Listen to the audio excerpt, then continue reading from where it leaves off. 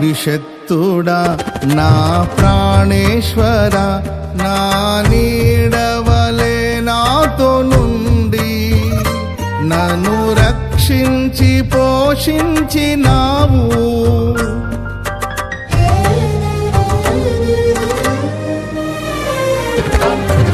నేనెన్నడు నాకై ఆశించని నీ దీవెనలతో తృప్తి పరచి